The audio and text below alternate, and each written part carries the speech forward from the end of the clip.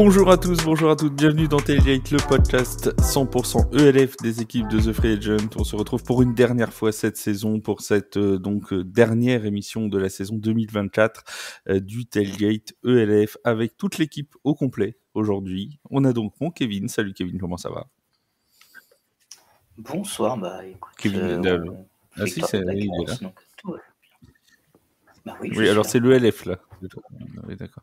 Très bien. Oui, je sais avec bien, mon mais Mathieu, salut Mathieu, comme vous pouvez le voir. Et salut Vlav, et salut à tous. Et vu qu'on est en live, coucou Marc-Angelo Souma, il n'y a pas d'invité mystère. Bonsoir. Il est déjà là. Ça va arriver, hein, t'inquiète pas, t'auras une vraie entrée en matière, Marc-Angelo, bouge pas. Mon Wake qui est là, salut Wake, comment ça va? Eh ben écoute, très bien, j'espère que tout le monde va bien et qu'on va passer une très bonne dernière émission ensemble, malheureusement. Voilà. Steven, pour représenter notre cher Red Company, salut mon Steven, comment ça va? Salut à tous, ça va impec. Julien de Spring Football News, le seul qui a réussi à tenir pendant toute la finale de l'ELF. Bravo mon Jus, salut Jus, comment ça va? Salut tout le monde, ça va bien. Un peu déçu qu'il n'y ait plus de LF, mais bon. Mais oui, mais t'inquiète pas, on va pas être triste, on va pas commencer à être tout triste. C'est pas le genre de la maison. C'est pas le genre de la maison. Et donc notre invité, parce qu'on a décidé de finir en beauté. Voilà, on s'est dit, on a reçu des pléthores de joueurs, on en reparlera pendant l'émission. On a reçu les coachs, et ben voilà. Là maintenant, on a visé encore plus haut.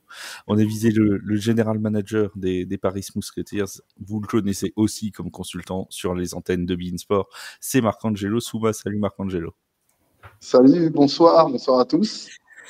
Et donc, vous pouvez poser toutes vos questions dans le chat à Marc-Angelo Souma qui va y répondre, évidemment, puisque c'est un homme qui répond à tout, on le sait. Et il sera là pendant l'émission pour répondre aussi aux questions que vous pouvez vous poser. Et vous aussi, je suppose, Waïk, je sais qu'il en a préparé un dictionnaire de questions. Alors, il m'a dit, j'ai ça à demander à Marc-Angelo. Ah, puis j'ai aussi ça.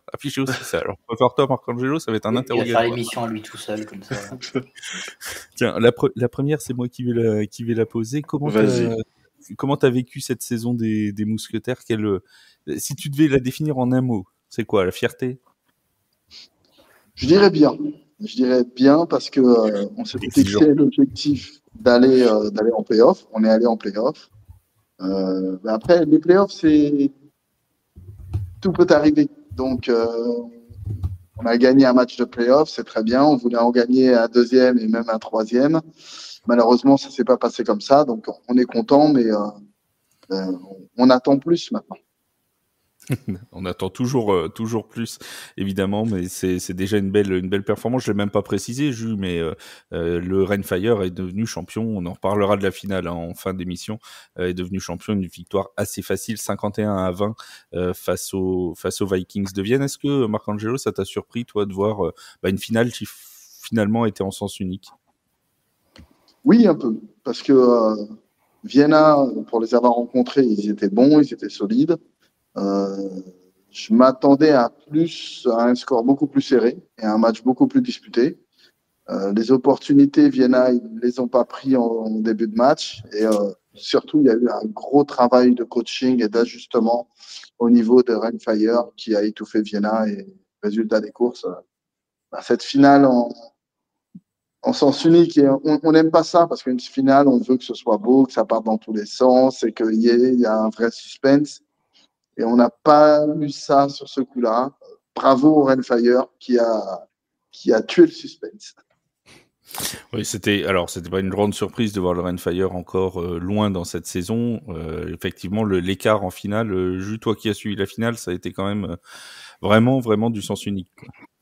Ouais, il n'y a que le premier quart-temps où quand les deux équipes mettent des touchdowns sur leur drive de début de match où tu dis ça va, on va peut-être avoir une rencontre équilibrée, mais très vite c'est la défense Rainfire qui est injouable. Puis tu vois que ça surprend justement les Vikings, quoi. Il y a beaucoup de trucs dans leur schéma offensif qui sont pas passés. Ça a mis un peu de temps à cliquer à la passe, alors que c'est une grosse attaque à la passe. Leur jeu au sol n'a pas trop bien marché. Et puis la défense du Rainfire, quoi, c'est vraiment une défense qui est largement incroyable. C'est le meilleur niveau. Même si la défense des Vikings, il y a aussi des très bons joueurs, mais en 2023, le Rainfire, ils mettent 53 points. Là, ils en mettent 51. Donc, tu sais qu'en fait, c'est une équipe, va falloir les empêcher de mettre 50 points. C'est quand même une sacrée tâche, quoi. En plus, tu parlais du jeu au sol qui n'a pas été super performant. Quand tu compares les deux équipes, Pajarinen qui fait 2 pertes de balles en première. Alors, je sais plus si c'est premier quart-temps ou juste première mi-temps. J'ai un doute Première là-dessus. mi-temps, ouais, les Ouais, voilà, fumbles première à mi-temps. l'arrivée. Et de l'autre côté, c'est clutch, quoi. Donc, t'as En même t'as temps, Glenn pas le Tunga, droit à l'erreur. Et puis, Fire encore moins, quoi. Ouais, il faut pas faire Tu d'erreur sais que contre un derrière, ça guerrier. finit par des points. Donc, en fait, le seul match où Glenn Tunga a pas trop fonctionné, c'était le match retour contre Paris, Ouais, où il avait plutôt bien tenu pendant tout le match. Moi, il y quand a il était 3 au Rhein-Fire. ouais, il y a 3 matchs. Ce match-là, le match retour contre Paris, il y a une mi-temps contre Berlin et un troisième match mais j'ai plus en tête lequel. Mais sinon, en fait, tu dis, ouais, sur la saison, il y a un match et demi où en fait, il est un peu maîtrisé, tu vois, et tout le reste de la saison, il domine et il est MVP, quoi. Donc, tu vois, c'est normal, hein. Après, Oui. même sur ce match-là, de mémoire, il fait pas des stats énormissimes. C'est plus la passe Non. qui Ouais, qui c'est la vient passe que là, il aider est à quand même. 23 courses, 91 yards de touchdown. Et tu vois, même Pajarinen avec ses 2 fumbles, il est à 14 courses, 163 yards. Mais bon, en fait, Ouais. Guntunga, c'est l'efficacité, tu sais, c'est les faire down long, c'est prendre le first down quand il faut le prendre pour garder le chrono. Et puis, bah, les touchdowns en red zone, c'était vraiment du Tunga tout craché, quoi, tu vois. Oui, qui a un avis sur la finale? Alors, Parle-nous de l'arbitrage allemand, vas-y, fais-toi plaisir. je vais en parler juste On t'inquiète après. pas, Marcangelo, on te demandera rien sur les arbitres. C'est notre petite On rituel. te regardera juste L'arbitre a quand toujours on va raison. répondre. L'arbitre a toujours raison, t'as raison, Marcangelo. Mais la première mi-temps, en fait, le premier quart-temps, j'ai trouvé qu'en fait la ligne défensive de Vienna a plutôt bien commencé le match, en fait. Ils ont réussi à quand même à mettre la pression sur Jadon Clark lors du premier drive. Même si ça s'est quand même terminé en points pour les Allemands. Mais voilà, j'ai trouvé que c'était compétitif, comme vous l'avez dit, lors du premier quart-temps. Après, la première perte de balle de Pajarinen, Rhein-Fire a pris une petite avance. Puis quand tu enchaînes 2 pertes de balles sur 2 possessions d'affilée, c'est clair que là, c'est compliqué.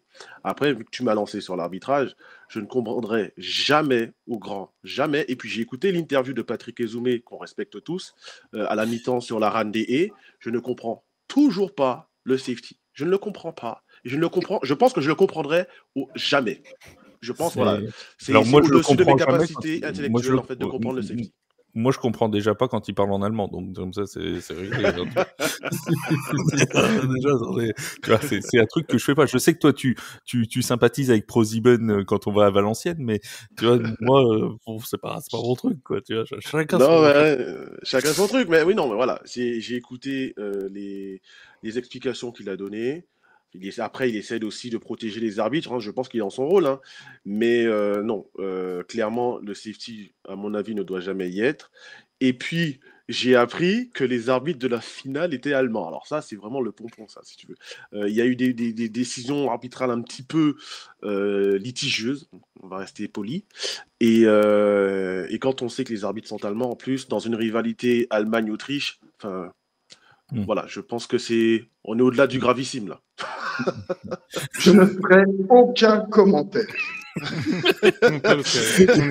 Attention, on est en live, on a vu l'Erectus quand même. Hein.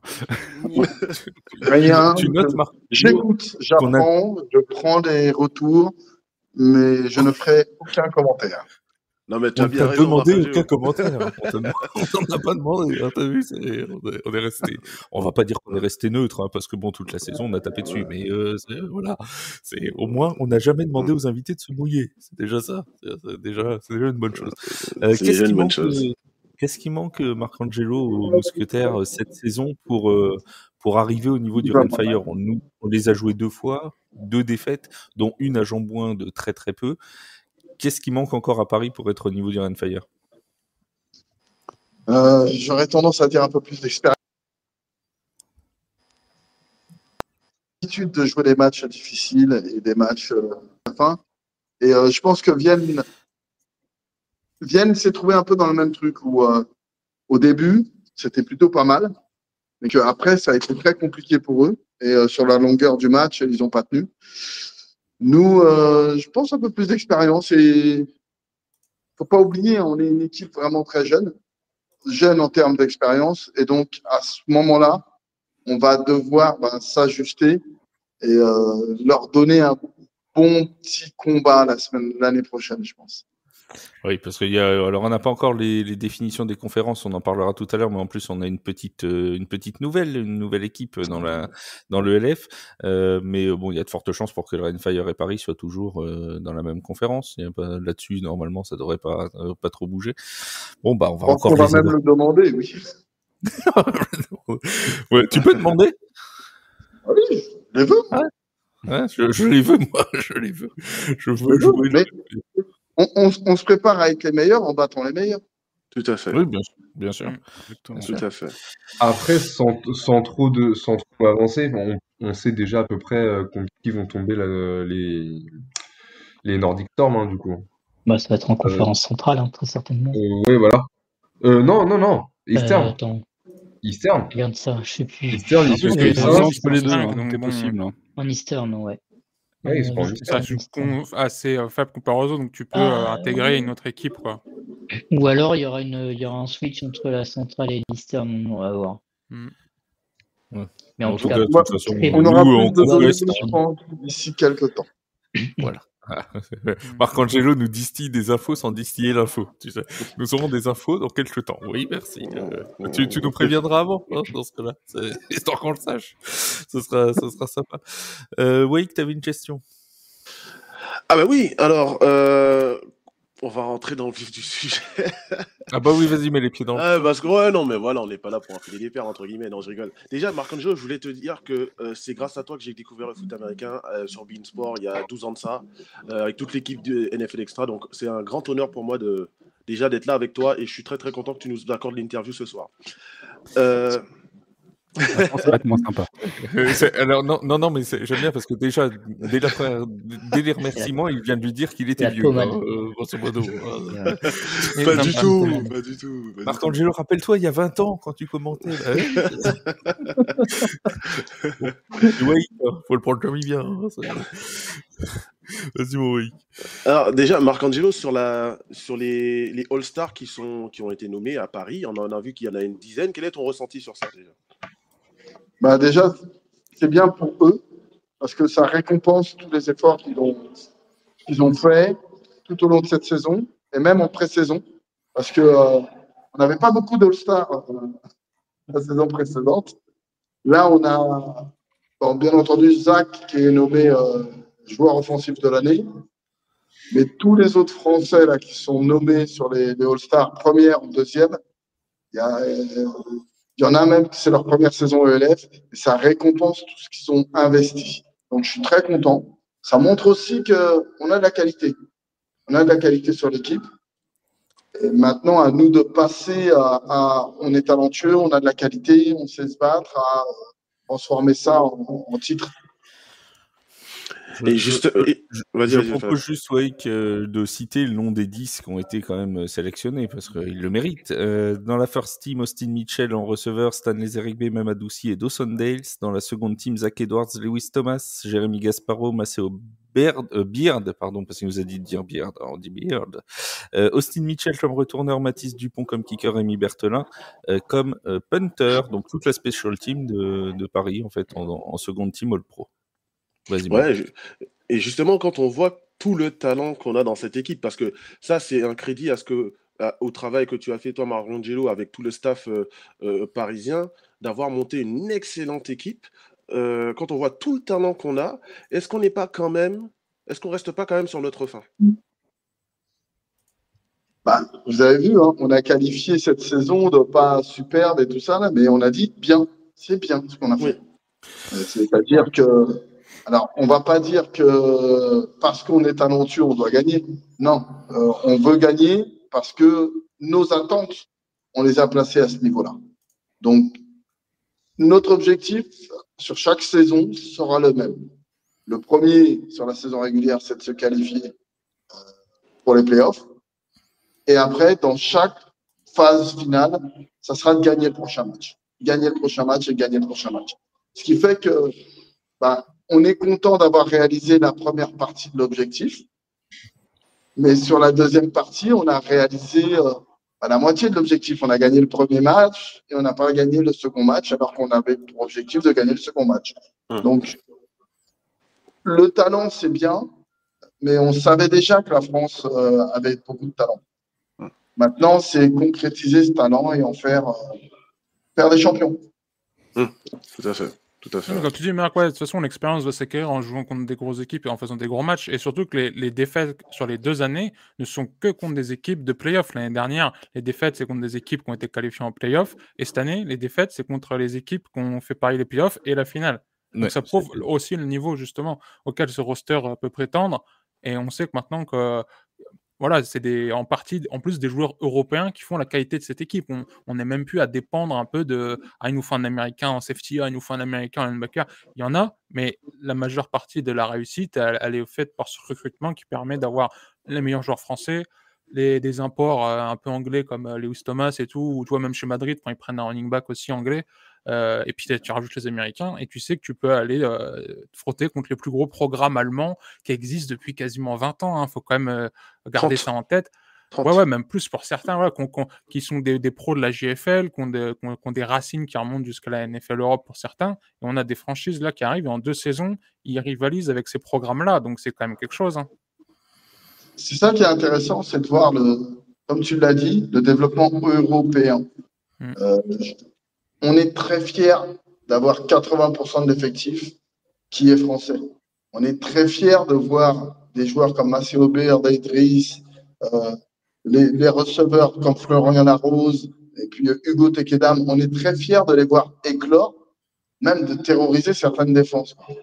On a nos forces en France et là, on est en train de jouer sur nos forces. Et c'est ça qui est bon. Maintenant, oui, il y a plus d'expérience ailleurs. On va rattraper cette expérience. Et on va jouer sur nos forces encore pour bousculer un peu l'ordre qui a été établi un peu en Europe. C'est très intéressant de voir Madrid arriver et être performant tout de suite. Madrid qui est quand même la seule équipe à avoir battu le Rhein-Fire cette saison. C'est déjà très bien, quoi. Et nous qui sommes en concurrence avec le Rhein-Fire, alors autant sur le premier match, on était vraiment bien dedans. Au deuxième match, on est passé un peu à côté. Ce qui fait que ça n'a pas été très, très encourageant. Mais on se positionne déjà comme un concurrent direct du Rhein-Fire.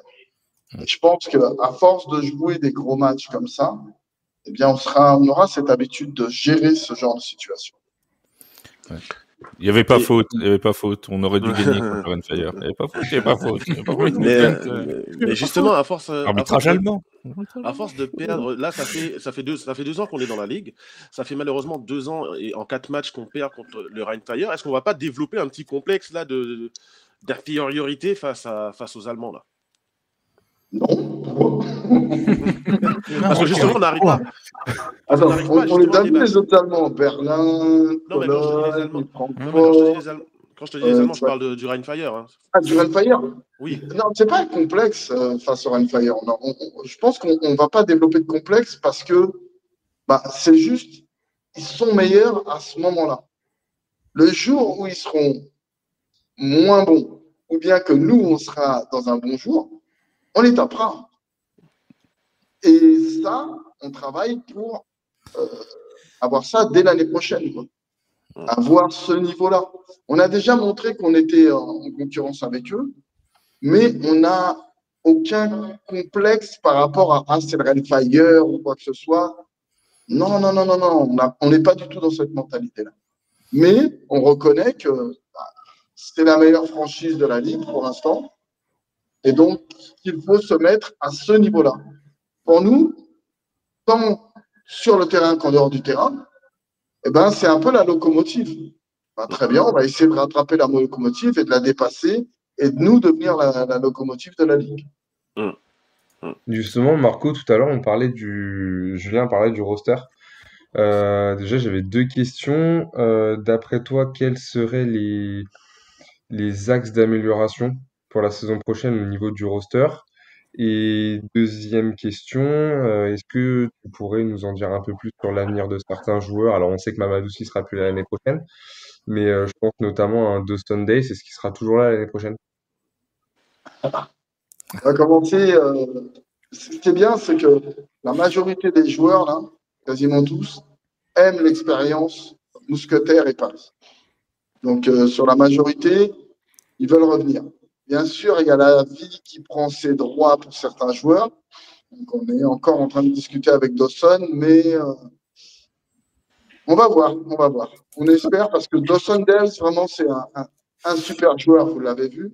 Aussi quelqu'un qui est très important dans le groupe, qui a des vraies valeurs et sur qui vraiment top, humainement top. C'est un type qui est adorable, hein. C'est un des seuls qui venait à chaque fois au tailgate de la Red Company nous voir et tout. Franchement, c'est un mec adorable. Donc, je dis franchement, si, 10 fois, on le reprend. 10 fois, on le reprend. Pour l'objectif, pour le roster, bah, c'est encore. On a déjà un bon groupe, on a un super roster et tout. Faut le pousser. Maintenant, c'est peaufiner sur certains manques. L'année dernière, on avait des manques par rapport au jeu au pied, entre guillemets. Bah, on est allé chercher ce qu'il fallait et on est très content d'avoir Matisse. On va faire un peu du micromanagement comme ça là sur chaque position. Et puis, bien entendu, bah, c'est toujours essayer de trouver le nouveau talent français qui va sortir et le faire éclore à très haut niveau. Parce que avec la création des Mousquetaires, ça a donné des opportunités et des perspectives à pas mal de joueurs qui se sont mis à travailler et on les voit au fur et à mesure en les croisant sur le terrain. Donc, il y a encore beaucoup de talent en France. Il y a un running back dans le sud de la France qui est pas mal. Hein. Ouais, il parlait. Il y en a un. Et ça commence par Yanis et ça finit par Paulin, non? C'est pas ça? Je crois. Je un truc comme ça. Il a un casque. Il a une épaulière. On va lui parler. Bon bah mon Mathieu, tu sais ce qu'il nous reste à faire pour le combine, hein, on met un casque, une épaulière, on va venir nous parler. Hein. J'ai juste le casque, si quelqu'un peut me prêter une épaulière taille XL, je D'ailleurs, est-ce que tu connais la date du combine des Mousquetaires, Marcangelo, c'est pas encore fixé? Non, c'est pas encore fixé. Ouais, justement, tu nous diras, on va fixer les dates et tout ça, pour donner des opportunités à tout le monde. J'ai un défi contre Matisse à relever, donc bon, ce sera le moment ou jamais, tu vois. Il m'a dit qu'on avait fait un concours de field goal tous les deux. Bon, je suis pas sûr de gagner. Je vous le dis tout de suite. La saison prochaine, Flavien, kicker. Non, sûrement pas, non. Moi, Waterboy, si vous voulez, éventuellement. Les gars, je vais faire un truc qui est très mal. Je vais vous mettre en pause 2 secondes parce que je dois dire au revoir. Vas-y, tu reviens comme tu veux, quand tu veux. À tout de suite. À tout de suite. On discute pendant ce temps-là entre nous, les amis. Hein, voilà, on fait une pause. On peut pousser un coup de gueule quand Marco est plus là ou pas? Alors tu peux pousser un coup de gueule, mais pas contre Marco, oui, mais vas-y. Bah non, non, mais c'est contre la Ligue de manière générale. De toute façon, après, je pense qu'on a un peu tous le même avis à peu de choses près. Quand je vois déjà l'année dernière, la finale c'est à Duisbourg. Cette année, c'est à Gelsenkirchen. Alors, on sait du coup que l'année prochaine, ce sera à Stuttgart. Heureusement que c'est à Stuttgart, parce que sinon, moi, j'ai vu que c'était dans le jardin de Jadrian Clark. Hein. Au bout d'un moment, il faut qu'ils arrêtent, quoi. Enfin, alors que ce soit en Allemagne, parce que c'est là où tu auras le plus la possibilité d'avoir du monde au match. Même si, bon, je trouve ça un peu dommage, il faut se rendre à la dure réalité de la chose. Voilà. Mais au bout d'un moment, l'Allemagne, c'est pas 75 km², hein, au bout d'un moment. Il y a plus grand, quoi. Non, mais enfin. Ouais, c'est vrai. Hein. J'en ai un peu parlé là parce que. T'avais un stade qui était uniquement rouge. Ça, en fait, bon, après, tu peux pas choisir le lieu à 2 semaines de la finale, bien sûr. Mais quand tu vois c'était quoi? C'était à 700 bornes de Vienne, je crois. 900. 900. Bon. Alors après, on savait pas que c'était Vienne en finale, hein, mais c'est dommage que ce soit toujours à côté. Enfin, en tout cas, ça fait 2 ans, c'est vraiment dans le même coin, tu vois. Oui, mais c'est les plus grands. Je pense que ça a commencé à changer, tu vois, par rapport à ce que disait Franzi la dernière fois. Il y a des pistes comme ça où c'est pas impossible que la finale 2025-2026 soit l'Autriche, soit la France, puis que ça on sorte un peu de l'Allemagne pour un temps, tu vois. Après, les gars, alors pour le coup, l'année prochaine, Stuttgart, c'est pas à côté de Düsseldorf. Hein. Ça... Non, mais voilà, non, mais c'est pour ça que je te dis, heureusement qu'on sait que c'est à Stuttgart. Ça reste l'Allemagne. Oui, mais après, c'est là où tu as un gros bassin de supporters si tu veux remplir les stades complètement. Non, mais c'est ça, de toute façon, oui. Tu peux te mettre là. Et c'est pas loin de la France, hein, Stuttgart, hein, c'est 7 heures de route. C'est des plans économiques, n'empêche. Je pense qu'on était largement vus au moment de la création de la Ligue. et tu vois que chaque année, tu as quoi, 5-10 000 spectateurs en plus à chaque finale. Donc, bon, c'est aussi un pari économique qui fonctionne. Et puis bah, là, ça va être de dire à chaque fois que la finale, ça soit un truc de 30 à 40 000 spectateurs, que ça marche partout. Là, tu fais une finale ELF demain en France ou en Autriche, on n'est pas dans les 40 000 spectateurs. Donc, tu vois, c'est aussi un atout pour la visibilité de la ligue. Mais à mon avis, sur les années à venir, ça arrivera ailleurs. Je crois que Marc-Angelo nous fait une crise Bumbo. J'allais le dire. J'ai pas aimé la déclaration. Il va nous faire une crise Bumbo, il va nous faire 1 heure dans sa voiture. C'est pas moi qui ai lancé le sujet, c'est Steven. Je peux rebondir. C'est juste parce que Marco, pour tout te dire, j'ai poussé un petit coup de gueule comme quoi ça faisait 2 années de suite que c'était dans le quartier du Rhein Fire et que l'année prochaine, si on ne savait pas que c'était Stuttgart, ça pouvait être dans le jardin de Jadrian Clark. Voilà. C'est limite, tu vois, c'est limite, en effet. Donc, mais même Stuttgart, je suis d'accord avec vous, à un moment, il faut sortir de l'Allemagne parce que c'est la vocation d'une ligue européenne. Voilà. Donc, forcément, aller ailleurs, ça peut le faire. Paris, moi, je trouve que c'est une super destination. Et je ne suis pas d'accord. Je pense qu'on peut remplir un stade de 20 000. Je pense aussi, parce que les Allemands, en plus, se déplacent beaucoup. Remplir, mais Donc, nous, on sait qu'on mobilise. Ça. Nous, on a une grosse fanbase. Quand on compare à beaucoup de franchises cette année, comment les stades sont remplis, bah, Jean-Bouin se remplit bien. Et tu additionnes ça peut-être contre une finale, contre une équipe allemande. Oui, je pense qu'on fait 20 000. C'est ça, voilà. Je pense qu'on peut faire un gros événement à Paris pour une finale de ce type-là. Donc, on va se mettre au travail alors. D'ailleurs, le taux de remplissage de Jean-Bouin, on sait qu'il y a eu les Jeux Olympiques, c'était compliqué cette saison 2024.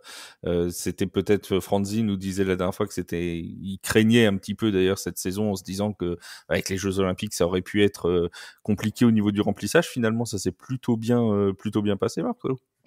Alors oui, parce que pour les raisons que vous connaissez tous, on était en crainte. On avait vraiment, on avait bien commencé l'année dernière et on se disait fallait qu'on fasse à peu près la même chose, même si on espérait une baisse. Et puis finalement, on est vraiment à ce niveau-là, c'est-à-dire que on est sur les chiffres qui sont équivalents à l'année dernière. Et ça, c'est très intéressant parce que on a eu un phénomène qui a été un peu traître pour nous, c'est qu'on a eu une succession de matchs.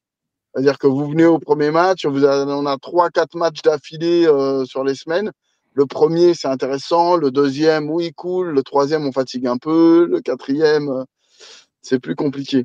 Donc, avoir joué tous ces matchs-là en si peu de temps, c'était pas facile. L'avoir joué dans un contexte de Jeux Olympiques, c'était pas facile.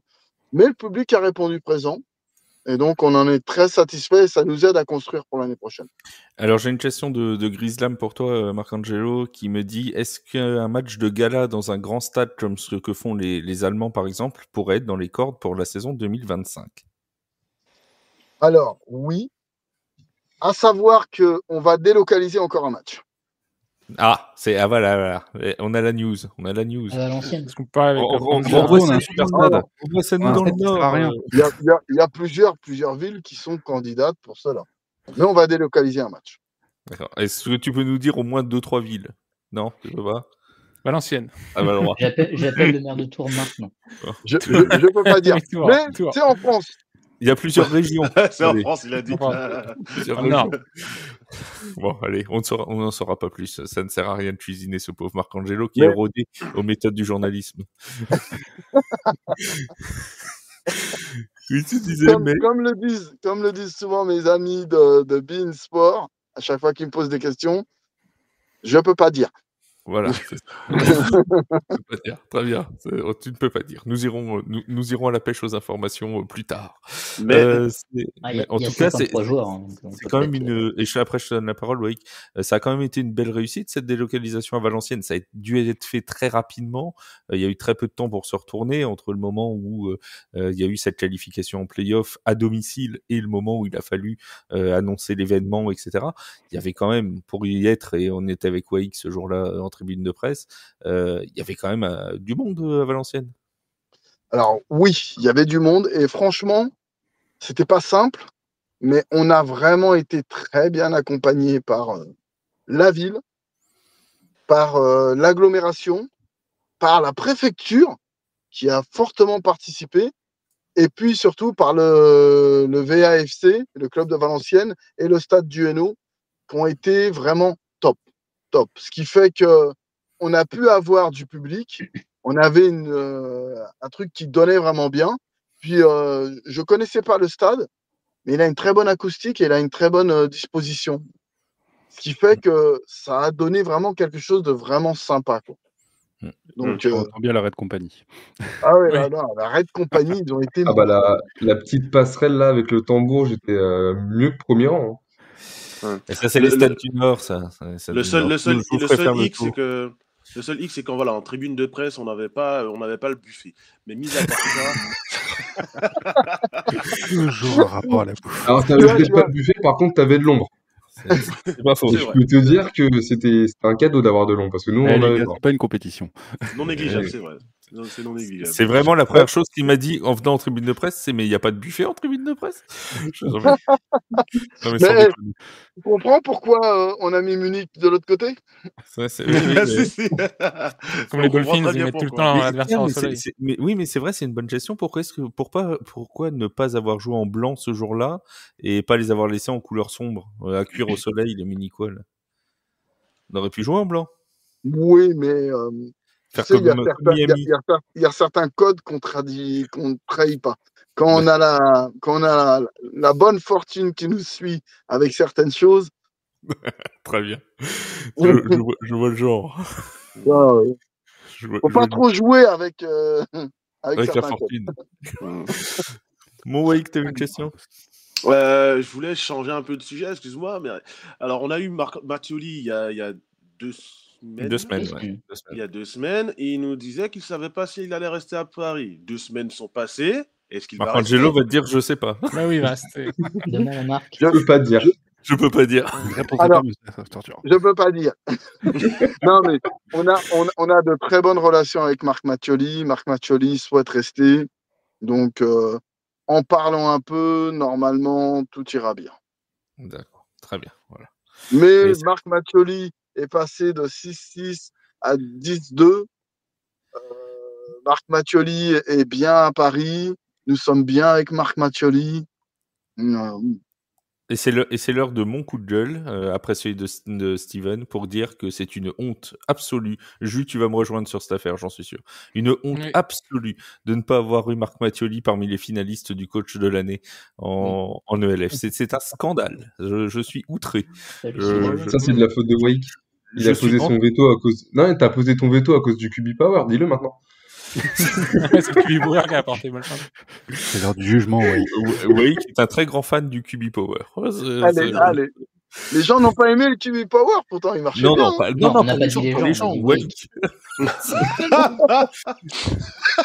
Attends, le QB Power, il a quand même amené un titre d'offensive player of the year, hein, quand même. Non, le QB Power, en fait, si tu veux, Marcangelo, pourquoi je ne l'aimais plus? Il a fonctionné très bien en début de saison, contre des équipes, en plus, contre des équipes un peu plus. Enfin, moins bonnes que la nôtre, hein, on va pas se mentir. Et quand on est arrivé, c'est, je crois, le match de Francfort, je crois. Il a été stoppé une première fois au match de Francfort. Je me dis, bon, pourquoi pas. Face au Rheinfire à domicile, pareil. Je me dis, contre les grosses équipes, ça passe pas. Surtout qu'en plus, il était vendu à des kilomètres. On voyait Dawson Days rentrer. Ah On s'est dit, bah, bon, ça fait ça sur la ligne de touche. Ouais, Tu c'est sais. ça. Ouais, c'est ça. Ouais, mais Donc, je sais, donc moi, je me pour suis ceux dit, qui ont regardé le documentaire sur le voleur de signes là, sur Netflix, ah bah là, il aurait volé le signe. Hein. c'est clair. C'est Reste fait à plus savoir avec lui. ce que signifie le crocodile oreille de Marc Mattioli. Il y a un moment, il fait le crocodile et après, il fait les oreilles. Comme ça, Et on sait après, il fait la On va se pencher sur ça. Non, mais voilà. Et en fait, faux signes, hein. Des fois, il fait comme ça. C'est-à-dire qu'à la fin. ce que je trouvais dommage, c'est que ça manquait un peu de surprise, quoi, parce qu'on savait très bien ce qui allait se passer. Et peut-être qu'on aurait pu changer la formation ou peut-être faire une play action. Enfin, juste tenter autre chose. C'est juste la répétition du jeu avec la même formation qui me gênait un petit peu, en fait. Ouais, je comprends ce que tu veux dire dessus. Je peux pas dire. Ça marchait tellement bien que ouais, on peut te dire ce qu'on va faire. De toute façon, on va te rouler dessus, tu vois. C'était un peu ça. Et à un moment, ça nous a rattrapés. Mais j'ai confiance dans le coaching staff pour que maintenant on puisse ajuster un peu tout ça. Parce que tu construis un jeu, tu construis le complémentaire du jeu, tu construis le jeu à partir de ce jeu qui casse les tendances. On a tout ça. Je pense qu'on l'a peut-être pas utilisé à bon escient, mais c'est bien qu'il y ait comment dire, comme ils disent, bread and butter, and then you break that. Donc on a notre tendance forte, notre jeu qui marche, et après on va construire à partir de là. Donc oui, mais je comprends ce que tu veux dire. Tout le monde voyait et tout ça. Et ça devait énerver quand même les défenses adverses. Ah ben j'imagine bien. Tu vois Dos Santos qui rentre, tout le monde sait ce qu'on va faire et on le fait quand même et ça passe. Non, c'est ça. Tu veux dire c'est démoralisant. Que Zach reste? Parce que du coup, si on reste sur les QB Power, c'est que on a même même réponse qu'avec Mathioli. Alors, Zach Edwards. Zach Edwards est content à Paris. Voilà. On est content de Zach Edwards. Et Zach Edwards on va parler. Il a dit à la sortie de son titre de joueur offensif de l'année, on est très content pour lui d'ailleurs, il a dit chez des confrères anglais, je crois, qu'il était, c'est ce que vient de dire Marcangelo, qu'il était très heureux à Paris et que si ça tenait qu'à lui, il voulait bien continuer l'aventure parisienne. Donc, voilà. Alors ça ne tient pas qu'à lui, mais visiblement comme Marcangelo a l'air plutôt content aussi, ça devrait bien se passer. Voilà. On va y aller comme ça. Vous croyez qu'on va donner aux autres le joueur offensif de l'année? Alors, est-ce que je peux donner mon avis? Oui, vas-y, on attend ton avis avec impatience sur Zach Edwards. Alors, Alors, on précise, petit message. Je précise que les 2 prochaines minutes ne concernent que Wake et aucun message sous le free agent. Voilà. Ce free agent complètement se désolidarise de tout. Voilà, de tout ce qui va être dit dans les 2 prochaines minutes. Les opinions Tu peux parler Wake. De nos rédacteurs. T'as la pression maintenant. Non, pas du tout. En fait, j'ai discuté, j'ai réfléchi. Alors moi, j'avais mon avis perso. J'en ai discuté avec des joueurs de foot américain parce que voilà, moi, je pratique pas le sport, donc je me réfère à des gens qui sont tout simplement pros pour essayer de me construire un avis un peu plus nuancé, si tu veux. Et en fait, moi, à la base, je trouvais que Zach Edwards, bien évidemment, c'est un excellent joueur. Je ne suis pas en train de dire que c'est un mauvais joueur. C'est un excellent joueur. Il a ses qualités physiques hors normes. Notamment quand il court, il est impressionnant, il a une stature, il est solide en plus de tous les coups qu'il se prend. Mais je trouvais qu'avec le corps de ce receveur qu'on a, je trouvais qu'il était un petit peu sous-utilisé. Et je ne sais pas si, en fait, le style de Zach Edwards correspondait au corps de receveur qu'on a, aux joueurs qu'on a autour de l'équipe, dans la construction de l'attaque. Il était là vraiment mon questionnement. Alors, bien évidemment, les Offensive Player of the Year, est-ce que c'est lui que j'aurais choisi? Peut-être pas, mais je ne vais pas dire que c'est pas mérité. Il a mis les stats, il a joué, il a travaillé dur pour en arriver là. Et il a aussi su être clutch à certains moments. Donc ça, je ne lui enlève pas. J'aurais peut-être choisi un autre joueur, mais je ne lui enlève pas. Mais concernant le poste de quarterback des Mousquetaires dans la construction de l'équipe telle qu'elle, j'aurais peut-être voulu un style plutôt classique, un drop back, plutôt meneur de jeu qui distribue aux receveurs en fait. Alors, tu vois, ta réflexion, elle est bonne. Parce que, en effet, on a un super corps de receveurs. Quand on fait venir Zach l'année d'avant, on a le choix entre plusieurs quarterbacks, d'accord? Un plus traditionnel et un plus comme Zach. Sachant qu'en année 1, on allait avoir des problèmes sur la ligne offensive, on s'est dit qu'il valait mieux avoir ce type de quarterback un peu plus mobile et capable à un moment de s'échapper et de gagner des yards à lui seul. Et je ne sais pas si vous avez vu, mais l'évolution du jeu de Zach en année 1 et 2 correspond à l'évolution aussi de notre équipe, où on s'est bien renforcé en ligne offensive. On a été capable d'établir un jeu de course plus constant, avec Vumbo qui a explosé. Et Jason aussi. Et Jason aussi, tu vois, il y a Jason, il y a aussi Mukuri, Sanka qui fait partie de la rotation. À un moment, on avait Jordan aussi, Jan Markif, qui faisait partie de cette rotation-là aussi. Et donc, au fur et à mesure qu'on a vu évoluer l'équipe et ses capacités, Zach, lui aussi, a évolué avec ça. Et là, on est peut-être au moment où l'évolution elle doit continuer et que cette distribution du ballon, qui était en année 1 principalement pour Zach, en année 2 qui a été beaucoup plus partagée, en année 3, elle sera encore plus partagée par rapport à l'évolution de notre corps de receveurs, entre autres. J'aurais tendance à comparer un peu, alors attention, comparaison avec du respect, à la carrière de John Elway, où John Elway, en début de carrière, il est mortel, on fait confiance qu'à lui, on fait confiance à ses jambes, on fait confiance à son bras, et au fur et à mesure que sa carrière évolue, eh bien, lui, son rôle évolue également. Et il arrive au summum de sa carrière, ce sont ses 2 dernières saisons, où il gagne 2 Super Bowls, mais il gagne 2 Super Bowls avec un jeu de course. Lui est toujours John Elway, le gars qui, si il y a besoin, il va te découper avec son bras, ou bien il est encore dans le Super Bowl face à Green Bay, avec ses jambes, il va gagner un first down, mais il évolue avec son équipe.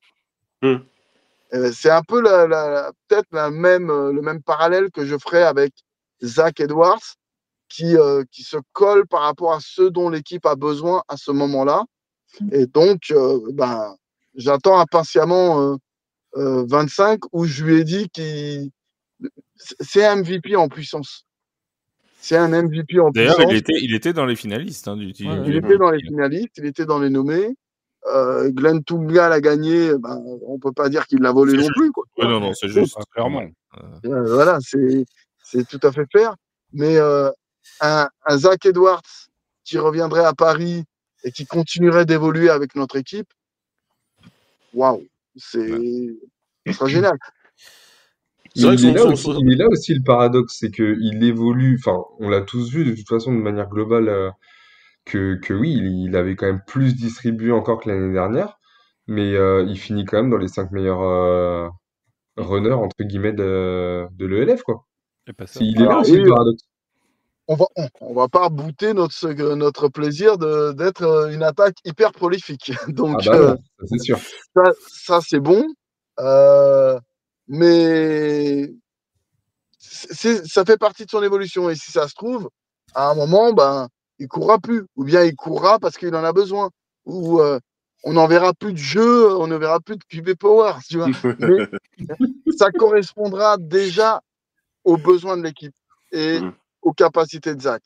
QB Power, si on est capable de gagner encore 150 yards par match dessus. Non, mais c'est clair. Il ne faut pas s'en priver. Alors, je relais ce qui nous est dit dans le chat. Il y a Olive qui nous dit bonsoir à tous. Merci pour la saison, vous nous avez régalé. Alors, je ne sais pas s'il parle de TFA ou des Mousquetaires, mais on va prendre un compliment général. Comme ça, pour tout le monde. Voilà, c'est pour tout le monde, comme ça, c'est réglé. Et Grislam qui dit à Wake tu veux Jadrian Clark, en fait. Jadrian Clark, je pense que c'est difficile de le déloger de là où il est, mais non, mais j'aurais pensé par exemple à Merci, on n'en veut pas. Non, on n'en veut pas. Voilà, trop arrogant, j'en veux pas. C'est un très bon QB, il n'y a pas de souci, il est bon et tout ça. On est content avec ce qu'on a. Hein. Oui, non, c'est bien.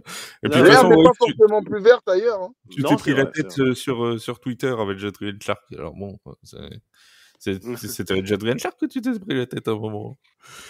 Moi ? Oui. Non, pris la tête, non, on s'est taquiné. Je l'ai taquiné rapidement. Mais après, moi, c'est encore une fois, comme je disais, c'est de. Ah ouais, t'es bon, toi. Tu t'es pris la tête avec Jadrian Clark. Pas du tout. En fait, il faut remettre les choses dans le contexte. Il voulait lui mettre un taquet et tout, si. Pas du tout. C'est que, je crois que c'était après le match de Madrid, quand ils perdent. Oui. En fait il avait un peu fanfaronné avant et voilà, je lui ai dit écoute, t'as pas réussi à battre Madrid, quoi. Voilà, c'est tout. Mais en gros, après moi j'aime bien taquiner, mais j'accepte ensuite si le gars me taquine en retour. S'il gagne, il gagne.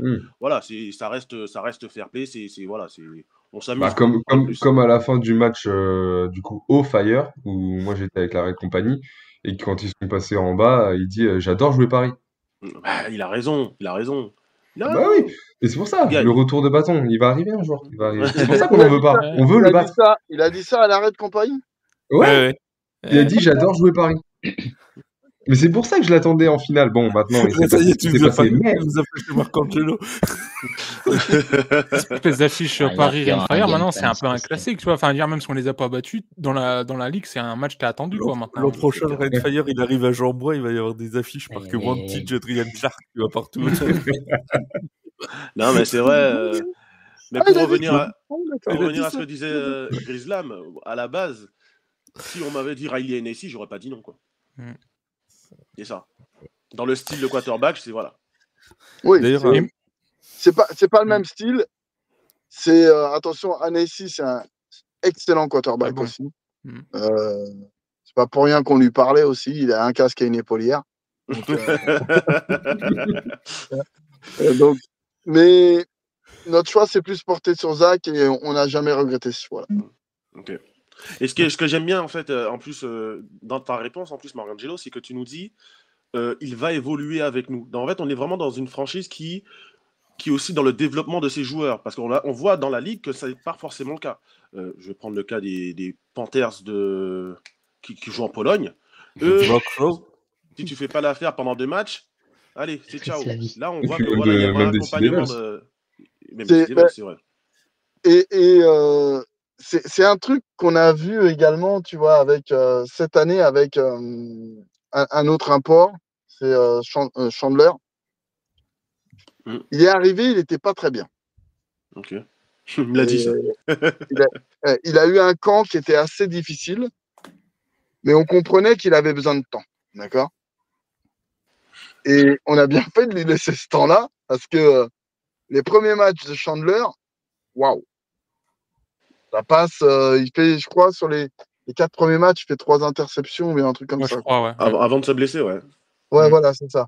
Après, malheureusement, il s'est blessé et ça a un peu mis un stop à sa production, mais le garçon était clutch. Et faut pas oublier l'objectif de cette ligue. L'objectif de cette ligue, c'est pour les joueurs et en particulier pour les joueurs européens. Et les règles, elles sont claires par rapport à ça. Cette évolution, cette construction, c'est vers ça que tu dois tendre.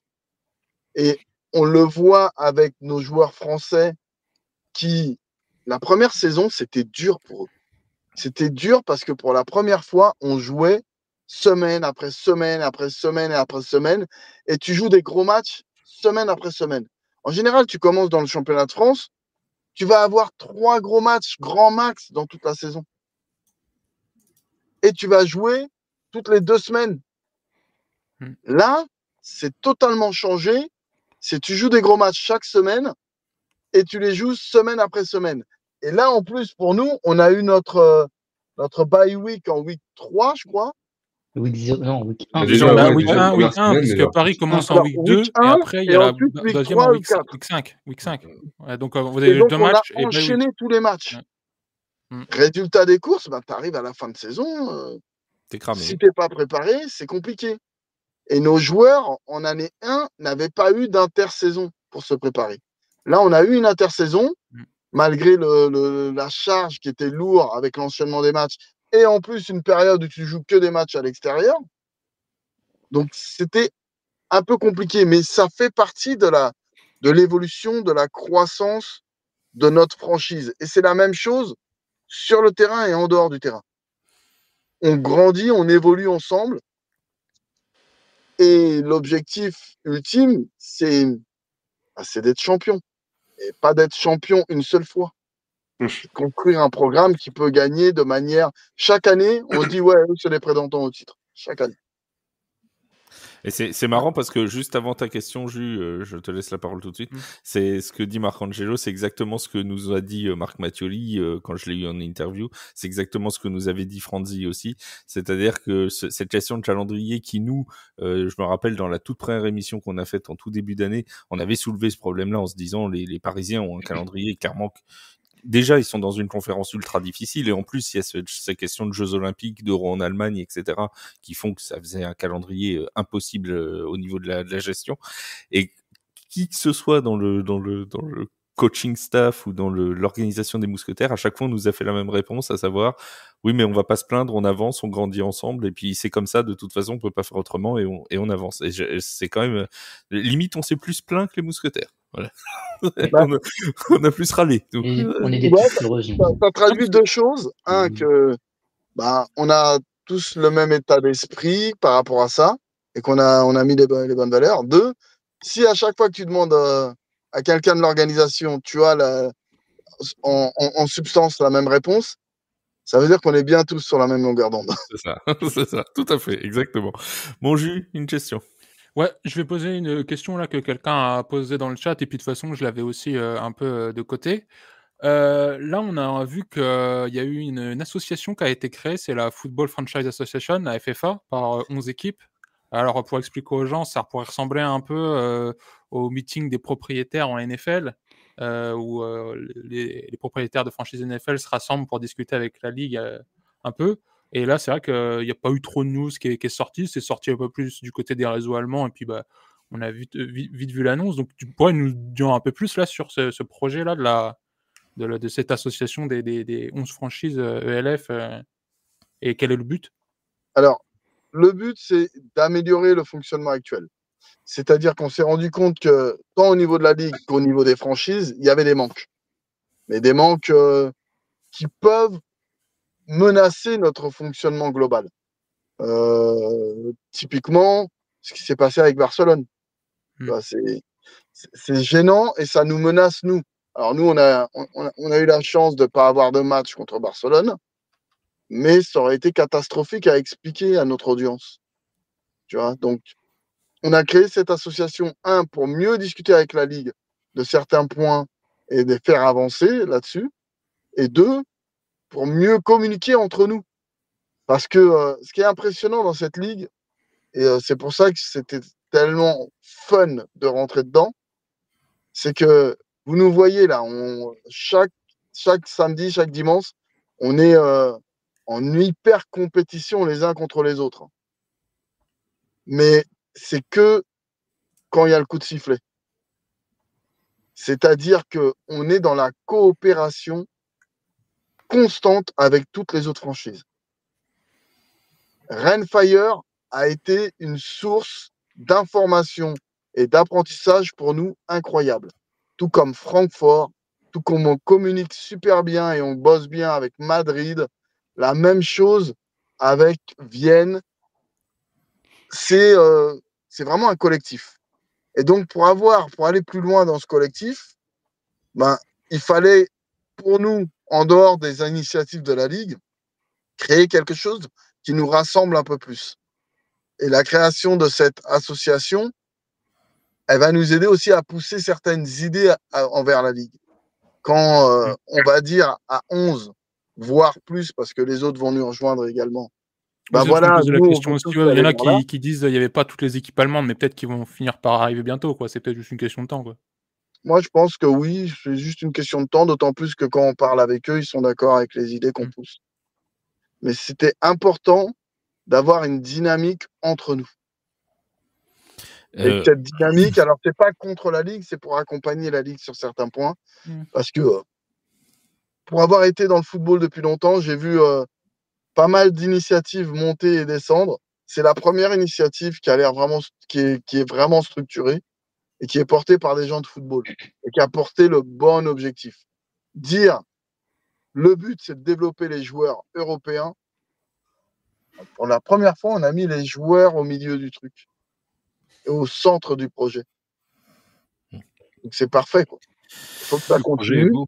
Et il faut qu'on apporte notre pierre à cet édifice. Et justement, des joueurs comme Glenn Tunga, où il fait une saison stratosphérique en termes de stats, etc. Est-ce que tu penses que c'est des joueurs qui, après une telle saison, peuvent avoir éventuellement une chance de faire Alors, au niveau du timing, il est pas bon, malheureusement, mais est-ce que c'est des joueurs qui peuvent avoir l'opportunité de faire un training camp en NFL, tu penses? Sachant qu'on est d'accord qu'il faut vraiment crever l'écran pour se faire remarquer, quoi. Ouais. Alors, je pense que c'est le but, en fait. C'est le but. Et c'est le but que cette ligue devienne un réservoir de joueurs européens pour la NFL. Alors, il y a déjà Marcel Dabo, il en est où là? Marcel Dabo, là, je pense pas qu'il soit en activité dans une équipe NFL en ce moment. D'accord, il a été cuté. Ça sera à vérifier, mais. Ouais. Mais typiquement, Marcel Dabo s'est fait voir avec le LF, il a été récupéré là-bas. Un gars comme Cavante Turpin qui est passé par le LF aussi et qui se retrouve en NFL. Il faut que ce soit ce type de rampe. Ce que faisait la NFL Europe à un moment, quoi. J'espère pour Glenn que il aura 2-3 looks et que peut-être à un moment on pourrait l'inviter, tu vois, ça serait top. Mais c'est l'objectif clairement. À un moment on puisse fournir. Il est au Colts. Ok, ouais. Au Colts, ouais. Ouais, c'est comme pas jouer en NFL. Hein. On l'Europe. On a pas dit qu'il était au Jaguar. Des Colts qui viennent dans l'émission. À l'attaque. Oui, ils ont battu les Bears. On va se calmer un petit peu. On va y aller doucement. Hein. Ils viennent pas de taper les Chiefs non plus. Hein. Il y en a pas beaucoup qui font ça. Non, mais c'est de l'humour, bien évidemment. Et puis on salue tous les fans des Colts en France. Bon, on n'en a jamais croisé encore. Donc si vous êtes fan des Colts. J'en ai croisé un. C'est vrai. Deux. Il y en a deux. Oui, il y en a deux. Oui, si. En plus, c'est quelqu'un des Mousquetaires qui était venu nous voir en nous disant aussi, moi, je suis fan des Colts. Je sais plus qui c'est dans l'organisation, mais il y en a un. Alors, c'est Edo. C'est Edouard Lermet. Il s'occupe des réseaux sociaux et tout. Il fait un super travail. Oui. Et il est fan des Colts. Et le deuxième, c'est Elder De Oliveira. C'est un coach au Météor de Fontenay-sous-Bois. Alors, je vous demande vraiment de leur rapporter vraiment beaucoup d'amour, ils en ont besoin, en effet. Voilà, vous êtes pas facile tous les jours. Hein. Depuis Peyton Manning, c'est dur pour eux. C'est ça. Non, je comprends. Voilà, donc soyez gentils avec eux. Si vous les croisez dans la rue, vous leur faites un hug. Prenez-le dans le bras. En fait, c'est toutes les franchises en bleu qui ont eu un Manning pour qui c'est difficile. Maintenant, tu vois, les Giants aussi. Bon, enfin bref, on fait un coucou. Ils se sont plaints pendant longtemps de Eli. Maintenant, Eli, je pense que tu le prends toujours. J'avais une question du coup pour Marco. Toi aussi, tu en avais une, Flav. Non, vas-y, je la pose après, t'inquiète pas. Alors pour ceux qui ont suivi, il y a le Fire aussi qui a annoncé un partenariat. La même question. À mon plus grand désarroi avec les Seahawks. Voilà, j'aurais préféré que les Mousquetaires le fassent. Mais est-ce que justement, vu que on sait que les Saints ont les droits marketing en France, est-ce qu'il y a, voilà, c'est dans les tuyaux un possible partenariat avec les Saints? C'est une possibilité. Ils ont un casque et une épaulière? Je crois, oui. Je crois. On les voit toutes les semaines, oui, je te confirme. On va leur parler. Ils ont un petit stade aussi sympa. Sinon, il y a les Patriots. Hein. Les Patriots, c'est très bien. Non, on a parlé d'une équipe de foot. On veut pas des Patriots. Ceux qui ont 6 Super Bowl ces dernières années, c'est pas une équipe de football pendant la finale. Une organisation qui s'est gagnée, quoi. Sauf que tu vois, moi je veux pas dire, mais tu vois, j'ai regardé attentivement ces 3 dernières semaines les matchs de Paulson à Debo, le DB des Saints. Moi je trouve que depuis qu'il est venu chez les Mousquetaires pendant une journée, il joue bien mieux que l'an dernier. Alors, on lui a changé la vie au gars, tu vois. On lui a changé la vie. Il a vu Matteo, il a vu Edris, ça y est, c'est parti en live. Il a vu Jason Aguemong qui a les mêmes origines en plus que lui. Ils ont parlé en fond, c'est parti là, c'est bon. Je pense qu'il y a un truc. Oui, il y a quelque chose. On tient un truc. Petite question pour la prochaine saison d'Olive. Il dit donc à Copenhague et à Malmö, est-ce qu'on peut faire une croix sur Genmark Is et Zetterberg? Désolé si vous avez déjà abordé le sujet. Alors Genmark Is, je crois que de toute façon la croix, elle est déjà faite. Elle est déjà faite. Elle est déjà faite la croix. Zetterberg. J'ai cru Aslan, comprendre. je sais pas par contre. Okay. Par contre, pour Zetterberg, Aslan, ça a été un bon joueur pour nous. Ça, on espère qu'il s'est bien senti. Mais il y a des risques, oui. Il y a des risques. Il y a des risques qu'on fasse une croix dessus. J'avais une question un peu technique sur les contrats, justement, avec l'arrivée de la nouvelle franchise. Ça sera peut-être en 2 parties. La première question, ça va être sur justement là, quand on prolonge des joueurs.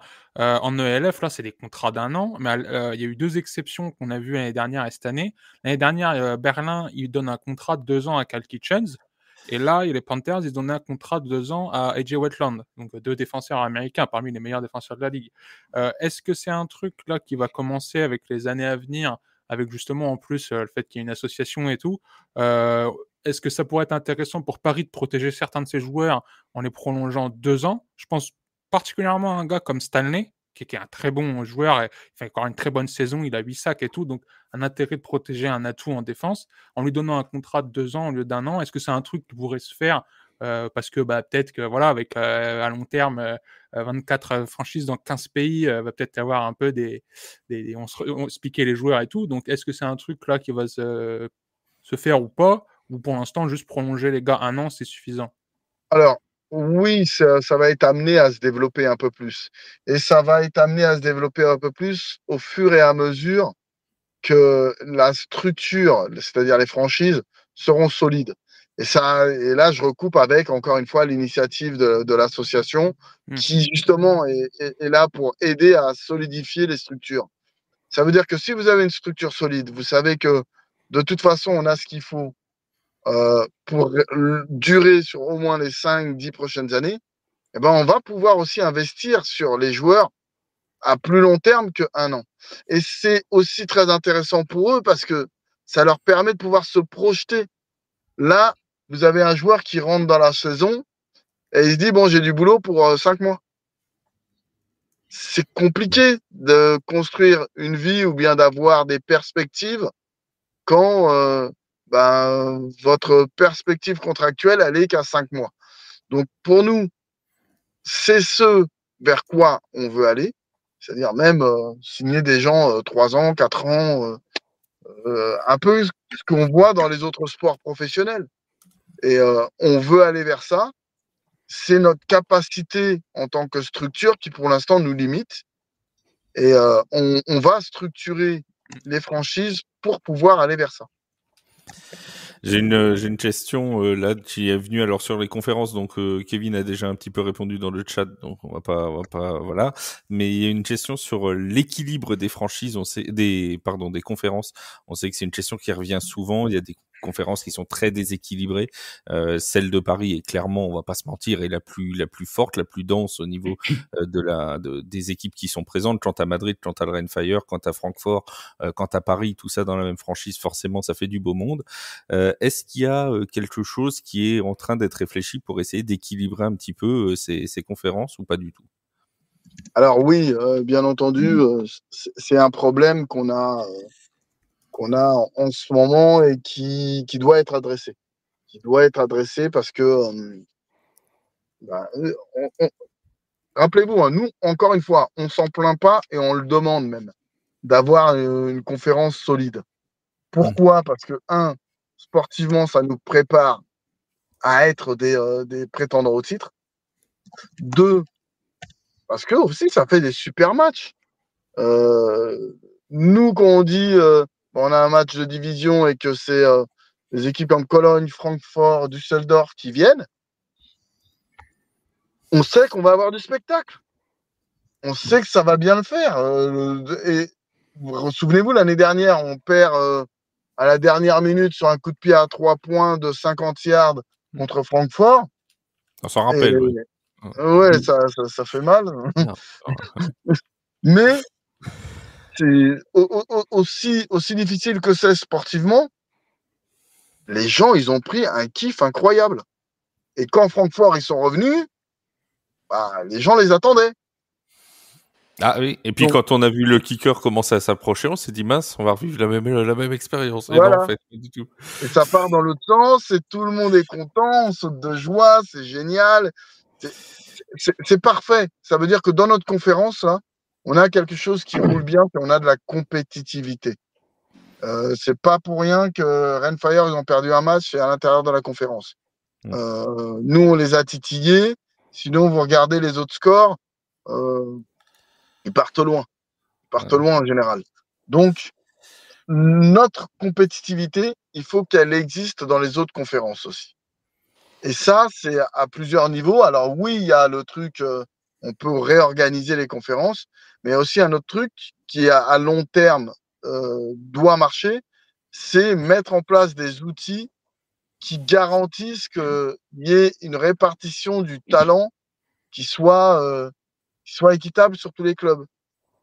Et ça, on peut pas faire comme en NFL avec la draft et free agency et tout ça. On peut pas.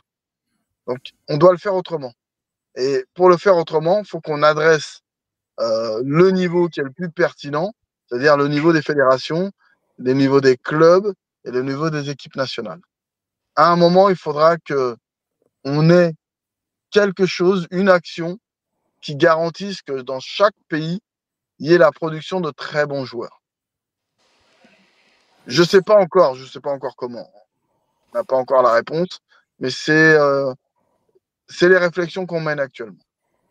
Est-ce que déjà au niveau du calendrier, de la construction du calendrier, tu penses pas pourrait y avoir un système, je sais, alors moi j'en avais déjà parlé cette saison, où par exemple, j'ai des bêtises, le Rainfire qui gagne la conférence, la saison d'après, il joue par exemple les Vikings qui gagnaient leur conférence. Tu vois, le premier d'une conférence joue un premier de conférence, deuxième, etc.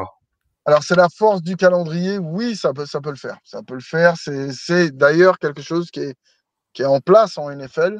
Le truc qu'il faut prendre en compte par rapport à ça, c'est que les déplacements sont encore un facteur. Et j'aurais même tendance à dire un obstacle.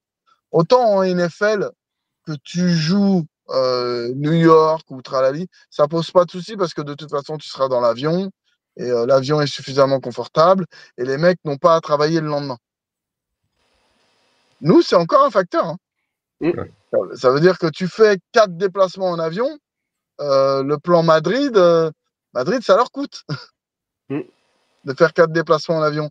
Tu joues le dimanche après-midi de l'autre côté de l'Europe, il faut rentrer pour que le garçon il soit au travail le lendemain. Donc, c'est à prendre en compte, mais c'est vers ça qu'il faut qu'on évolue. Je suis entièrement d'accord avec une modulation du calendrier selon tes résultats. Alors, une vision à long terme de Grislam dans le chat, Marcangelo qui nous demande comment est-ce que tu vois les 5 prochaines années de l'ELF. Alors, je vois cette ligue évoluer, mais vraiment évoluer, parce que là, on est allé à la 4e année, d'accord. On a vu le produit, on sait qu'il y a de la qualité, mais tout le monde demande plus en fait. Les franchises demandent plus, la ligue veut pousser plus, le public même demande plus. Donc, il va falloir qu'on soit capable, tout en respectant les principes sur lesquels la ligue a été construite, il va falloir qu'on soit capable d'évoluer vers encore plus de professionnalisme, vers encore plus de stabilité, vers encore plus de spectacle. Donc, je la vois rayonnante, je vois les 5 prochaines années rayonnantes, mais je les vois aussi très mouvementées. Parce qu'avec toute cette évolution, il va forcément y avoir des combats à mener pour faire progresser certaines idées. Mais c'est sous réserve que, on l'a dit, le niveau soit de plus en plus homogène. Parce que je vois, on est plein à pas forcément avoir fini la finale, ou même il y a des matchs dans la saison, on va pas se mentir, hein, on savait déjà qui allait gagner. Enfin, voilà, sur certains matchs, il n'y avait pas de suspense. Voilà, je sais que pour regarder un peu les commentaires sur l'Instagram de l'ELF, c'est quelque chose qui vient quand même de manière assez récurrente. Le fait que le niveau entre les équipes est beaucoup trop déséquilibré. Et ça recoupe un peu ce qu'on disait, c'est qu'il va falloir qu'on ait cette production-là de joueurs de qualité, de coachs de qualité également. Et on est actuellement en réflexion pour quels sont les leviers qui peuvent nous permettre d'égaliser un peu le niveau. Et on n'a pas encore toutes les réponses, mais c'est un énorme axe d'amélioration.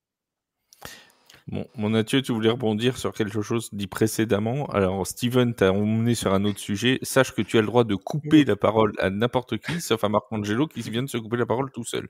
On n'a pas dû Marcangelo. Le LF l'a coupé. J'ai compris. Je pense que Mathieu. Marcangelo, c'est bon. on peut dire que non, tu ne parleras pas. Là, il a fait. Non, c'est Qui pas m'a moi. coupé la parole? C'est pas moi Ah non, qui me suis coupé la parole. Ah si, c'est Non, toi je tout pense seul, pas. Marcangelo. Non, mais c'est par rapport non, c'est par rapport à ce que disait Marcangelo un peu plus tôt. C'est vrai qu'en fait, enfin moi ce que j'ai remarqué, c'est que en fait c'est compliqué d'amener les gens à venir voir les matchs, mais une fois qu'on y arrive et qu'ils ont vu les matchs, bah, ils ont envie de revenir. C'est vraiment une sacrée expérience. Bah, pour la majorité des spectateurs, on a un problème qui est assez similaire à celui du hockey. Le hockey, également, ils ont un superbe problème, c'est que dès que tu rentres dans une patinoire pour voir un match, tu aimes. Mais il faut arriver à faire rentrer les gens dans la patinoire. Et nous, c'est un peu la même chose. C'est-à-dire que il va falloir qu'on arrive à attirer les gens dans le stade pour qu'une fois qu'ils soient accrochés, ils partent plus. Alors, question à 100 000 €, mais je ne les ai pas, donc si tu y réponds, je ne te les verserai pas, je préfère te prévenir maintenant. La clé du succès à long terme, ne serait-il pas d'avoir des QB stars français, allemands, espagnols, etc. etc. Si les gens ne viennent pas les voir, de toute façon, ça ne va pas le faire. Mais oui, mais... C'est tout ce qu'on demande, ça, d'avoir des QB européens. Genre. Ça voilà. arrive. C'est le but. Encore une fois, l'objectif de la Ligue, c'est les joueurs européens. Et donc, à un moment, ça passe par des QB européens. Tout le monde essaye de virer Zach Edwards aujourd'hui, je ne sais pas pourquoi. Tout le monde essaye de virer Zach Edwards depuis tout à l'heure. C'est fou, t'as vu? Sinon, on lui donne la nationalité. Mais on n'est pas encore en capacité d'avoir un quarterback français qui ait ce niveau de performance. Pour l'instant. Pour l'instant, ils sont dans les tribunes.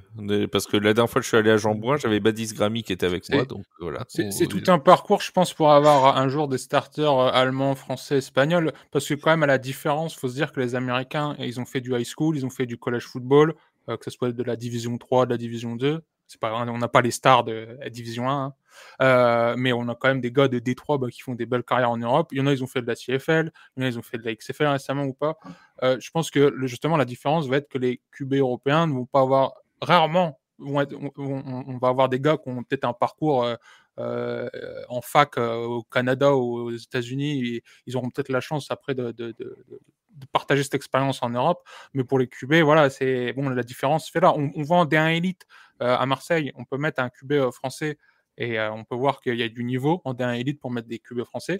En ELF, on n'est pas encore à ce niveau-là. On souhaite que ça arrive. Il y a des backups en Allemagne, dans les franchises allemandes, qui ont quand même un niveau qui n'est pas dégueulasse. Mais il faut quand même noter la différence de justement d'où viennent ces QB. Entre des parcours américains qui sont, les gars, ils sont préparés depuis leurs 15 ans et ils jouent jusqu'à leurs 30 ans à un niveau qui est quand même élevé. Et peut-être les QB européens qui n'ont pas encore ce niveau de préparation. Mais ça finira par arriver avec la multiplication des franchises, des programmes, les partenariats, justement. Tu vois, on a dit Seahawks, Rainfire. Peut-être que dans quelques années, il y aura du meilleur scouting, des matchs All-Star et tout. Enfin, il y a toute une gamme qui va amener, je pense, à ce que d'ici quelques années, une équipe se dise on a un QB européen qui peut start. Ouais, c'est sûr. Et tu as parlé d'une chose qui est assez vraie, qui est très vraie même, c'est le parcours des QB. Et c'est quoi le parcours vers le haut niveau d'un QB français? Ouais, il est là. Ouais, voilà. Il est là le problème. Et là, c'est exactement ça. C'est que, et on le voit avec le peu de QB français qui sont en D1. Le parcours, il est assez chaotique. Badis, il sort du flash, il était remplaçant. Léo s'est blessé, donc il a pu starter. Mais rapidement, c'est voilà, faut que je change de club. Ben oui. Oui, puis même en D1 Elite, pour avoir suivi toute la saison de D1 Elite, les QB français, il y en a pas non plus. Alors Non, au Flash, ils ont voilà. le mérite d'avoir que ce soit Léo Crémades ou Badis Gramy l'an dernier. Il y a aussi Adrien Linda, t'en as parlé du côté de Marseille. Mais chez les Black Panthers, par exemple, ça a été des Américains toute la saison, même quand j'ai perdu son nom. Oui, je vois pas le nom, mais quand ils se blessent et puis ils recrutent un Américain. Il s'appelait José. Ça s'appelait José Tabora, oui, tout à fait. Et après, c'était Kyrie Lane qui a pris la suite. Donc voilà, c'est un choix. On en parlait tout à l'heure, mais tu vois, que ce soit en ELF ou en D1 Elite, c'est quoi le point commun? Les gars, ils ont un boulot à côté. On parle de ligue où les mecs, le lundi, ils vont travailler. Tu vois, c'est quand même. On n'est pas en NFL, CFL et UFL, tout ça, où le gars, il est pendant 6-7 mois, il peut vivre du football. Il peut même ne pas travailler après le temps de la reprise de la off-season. Mais là, on est quand même sur un schéma où tes gars, ils vont au boulot. Et c'est pour ça que la création de l'association, il y a plein de facteurs qui vont être vachement intéressants à suivre là durant la off-season sur ce développement-là, c'est d'accompagner un peu. C'est pour ça que je parlais des contrats de 2 ans. Les contrats de 2 ans, c'est des gars, en fait, ils vivent du football, ils sont football à l'année. Stanley, c'est un des rares gars aussi qui est à fond dans le football. C'est pas tous les gars. Et toi, Kenny, il travaille. On pourrait citer la moitié des gars de Paris, je suis sûr, qui travaillent comme des oufs à côté. Oui. C'est un truc à prendre en compte et ça se développera, je pense. Et c'est pour ça que là, ce qui est important, c'est vraiment ce développement et ce renforcement de la structure. Parce que à partir du moment où la structure elle est solide, qu'on arrive à être suffisamment solide financièrement, que je vais voir les joueurs et que je leur disais, bon, écoutez les gars, maintenant vous êtes plus sur des emplois à temps plein, vous prenez un petit emploi à temps partiel, mais nous, on vous paye pour vous préparer et pour faire la saison. Ça change tout. Ça change absolument tout. Ça veut dire que mon quarterback remplaçant, là, tous les jours, il va s'entraîner maintenant. Tous les jours, il va apprendre. Tous les jours, il va progresser. C'est plus le même joueur. C'est clair.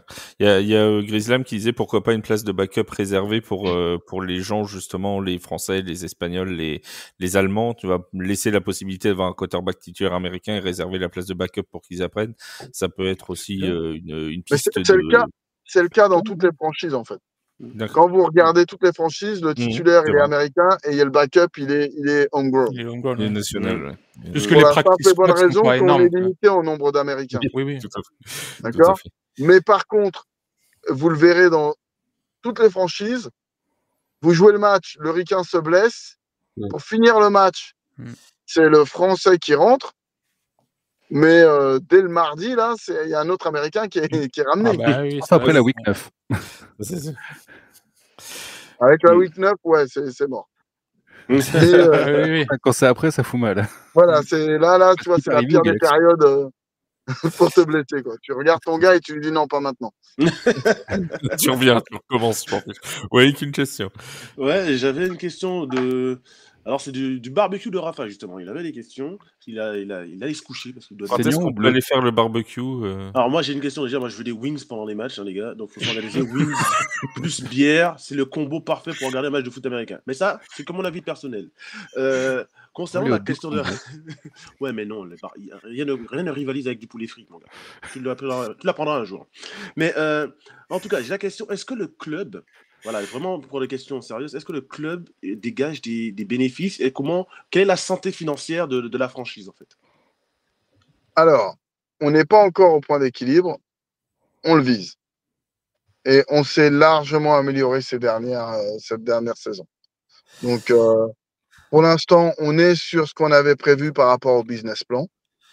C'est-à-dire qu'on avait une première année financièrement difficile, une deuxième année qui montrait vraiment des progrès, une troisième année qui était sympa. Donc, on est sur ce plan-là. Très bien. D'ailleurs, il y a une question d'Yaya dans le chat et je m'aperçois qu'il pose des meilleures questions dans le chat que quand il fait des podcasts chez TFA, ce qui est peut-être une piste à explorer pour nous. Quel est le seuil de rentabilité en termes de remplissage du stade? Ça dépend de la politique tarifaire qu'on va appliquer. Mais disons qu'avec 4000 personnes, ça peut être bien. Très bien. Toujours à Jean-Bouin en 2025 ? On l'espère. Je pose la question. Hein. On sait qu'on aura un match délocalisé. Ils ont un casque. Ils ont une épaulière. On va leur parler. On va leur parler. Ce sera la phrase de Marcangelo de la journée. T'as un casque et des épaulières, on peut te parler. Voilà, ce sera comme ça. Et justement, au niveau de Marcangelo Souma, il faut un casque et une épaulière. Voilà. Au niveau de la politique tarifaire, justement, est-ce que c'est... Alors ça, après, je me doute bien que c'est pas toi qui fixe la chose, mais c'est vrai que je prends un exemple, par exemple, il y a des billets aux alentours de 30-40 euros. On sait qu'il y a des gens, pour du foot américain en France, quand tu connais pas, on sait qu'il y en a certains que ça peut un petit peu voilà, refroidir. Rebuter. Voilà, exactement. Est-ce que adopter une politique un peu plus souple pour essayer de rapporter plus de monde, c'est quelque chose d'envisageable ou pas du tout? On est en train d'en parler là justement. On est en plein dedans. On veut que toute personne qui veuille découvrir du football américain, que le tarif ne soit pas un obstacle. Ce qui a été très bien fait à Valenciennes, d'ailleurs, je tiens à préciser, parce qu'il y a eu beaucoup de critiques qui ont été faites autour du match de Valenciennes, l'occasion pour moi de me rappeler que Franzi me doit 45 €. Et ça, c'est entre nous. Voilà, ça vient d'être passé en public maintenant, mais bon, c'est pas grave. Mais non, mais blague mise à part, c'est vrai qu'il y a eu cette politique, et Franzi nous en parlait d'ailleurs, de dire que vraiment le match à Valenciennes, ça avait été fait dans des délais très courts. Et alors, je sais plus de mémoire, c'était 10 € ou 15 € la place. Il y avait 10-15 €. Voilà, il y avait même des réductions pour les adhérents du VAFC, pour ceux qui sont abonnés au stade Viennois habituellement, etc., etc. Et c'était vraiment une politique qui a ramené des gens dans le stade aussi, où il y a des gens qui se sont dit, bah, ça coûte 10 €, bon, bah, on va essayer. En plus, le public nordiste est généralement assez friand d'aller essayer une nouvelle chose. Donc voilà, vraiment, je pense que ça a joué aussi au fait, alors je sais plus le chiffre exact, je crois que c'était autour de 3000 personnes du côté de Valenciennes, si je dis pas de bêtises, selon nos amis. Bon chiffre, hein. Ouais, il a un peu bossé quand même, le garçon. Il y avait pas comme ça. En plus, à une semaine d'improvisation, c'est un bon chiffre. Imaginez-vous si on avait pu communiquer un peu plus avant. Parce que ce qui était gênant, c'est qu'on ne savait même pas si on allait vraiment jouer à domicile. Voilà, c'est que ça s'est joué au dernier match de saison régulière, quoi. C'est ça. Mais c'est compliqué, mais c'est exactement ce qu'on veut. Alors, c'est au dernier match de la saison régulière que se décident les playoffs et où on va jouer et comment. Donc, j'ai encore 3 questions. Après, je vous laisse parler, et puis on va peut-être pas retenir non plus Marcangelo pendant 72 ans. Il y a rendez-vous après. Oui, il y a Coach Moon qui nous dit, y a-t-il un genre de salary cap en ELF? Oui, il y a des limitations salariales. Très bien. La campagne d'abonnement 2025 a commencé. Est-ce que les retours sont bons pour le moment? Alors, pas mal. On va pouvoir relancer encore sur la com. Comme ça, on va attirer encore plus. Très bien. Pour les médias, est-ce qu'il y aura de nouveaux partenaires, et est-ce que beIN Sport continue en 2025 de diffuser les matchs de Alors, beIN Sport, ils ont aussi un casque et une épaulière. On va leur parler. Mais oui, au niveau média, on va avoir plus de latitude en 2025 pour la simple et bonne raison qu'on n'a pas les JO. Oui, c'est évident. Faudrait-il avoir un coup de pouce sur le marketing pour avoir plus de visibilité, même si beIN Sport a sans doute un peu aidé de ce côté-là? Ça a beaucoup aidé, mais encore une fois, hein, on va pousser encore plus sur le market, les médias, la visibilité globale. Et ça, c'est pas juste pendant la saison. C'est-à-dire que c'est un travail qui commence dès maintenant, où on va parler avec les différents institutionnels, les partenaires, pour que tout de suite, en fait, on commence à remettre l'image des mousquetaires et à préparer juin 2025. Est-ce que l'un de vous a une question très importante avant qu'on libère Marcangelo? Ouais, une dernière, justement, vu qu'on parlait du match délocalisé, un peu de tout ça. En fait, est-ce que c'est un truc que vous avez discuté, par exemple, avec d'autres franchises de LF? Parce que là, on l'a vu cette année, les Allemands avec l'Euro puis les JO. Ben, on a Hambourg, ils ont joué dans 4 stades différents. Donc, est-ce que c'est un truc, justement, vous avez fait un petit retour d'expérience avec des équipes allemandes qui ont joué dans 3-4 stades différents cette année? et que au niveau politique tarifaire et même justement comment délocaliser un match, est-ce qu'ils vous ont un peu conseillé? Alors non, on n'a vraiment pas échangé avec eux là-dessus. On avait déjà leur retour d'expérience par rapport à ça, où par exemple une équipe comme Hambourg, l'année dernière, ils avaient fait un gros coup avec le stade du foot, Oui, pas le Brême, 32 000, oui. Ouais, et ça leur avait ce gros coup avait payé quasiment toute la saison. Donc c'était bien. Nous, c'était quelque chose qu'on avait en tête déjà avant même de commencer cette délocalisation. Il se trouve qu'elle a été possible sur un match de play-off, parfait, mais le public du Nord est un public qui est friand de football américain. Donc, il était normal qu'à un moment, on se tourne vers lui. Maintenant, il y a d'autres publics qui sont friands de football américain, on va se tourner vers eux et on va parler un peu à tout le monde. L'occasion, tous ceux qui ont un casque et une épaulière, l'occasion de rappeler que l'équipe de France de football américain jouera dans le Nord, elle aussi à Villeneuve-d'Ascq, le 20 octobre contre la République tchèque. C'est à 14h au stadium de Villeneuve-d'Ascq. Et n'hésitez pas, si vous avez envie d'aller prendre vos places sur la billetterie de la 3FA, vous trouverez de quoi, je crois que c'est 10 € la place. Donc voilà, vous pouvez aller voir l'équipe de France où il y aura pas mal de mousquetaires. Je crois que c'est 10 ou 11 si ma mémoire est bonne. Ouais, Oh, c'est ça. Plus que ça? Plus que ça. Bon, allez, plus. Ouais. Il y en a un peu plus, vous m'en remettrez quand même, mais je vais vérifier parce que je crois que c'est quand même 11. Mais bon, peu importe. c'est pas important.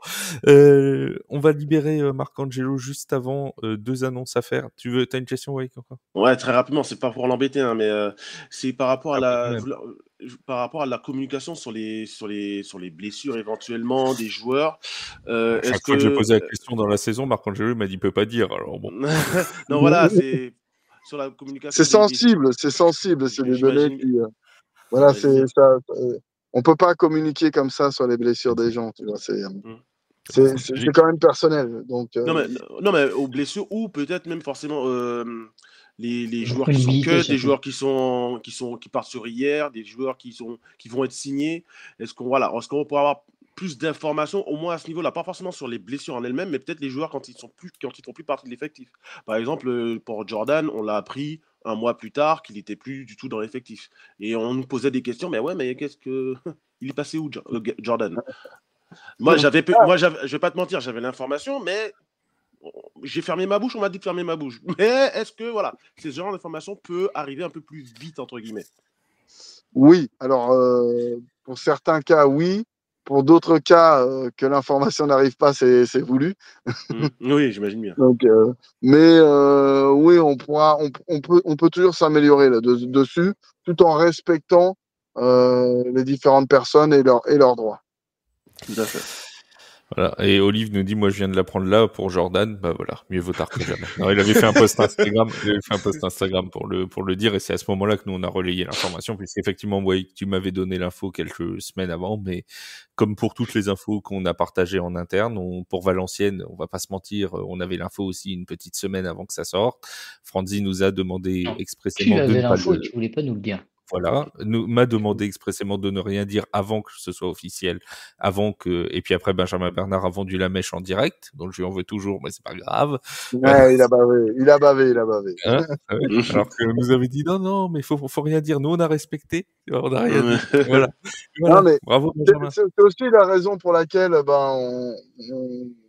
on n'hésite pas à venir chez vous, à vous envoyer des gens et tout ça, parce que on a une collaboration qui est saine. On peut vous dire des choses. Si ça doit rester dans le secret, vous êtes capable de garder le secret jusqu'à ce qu'on vous dise. C'est très clair.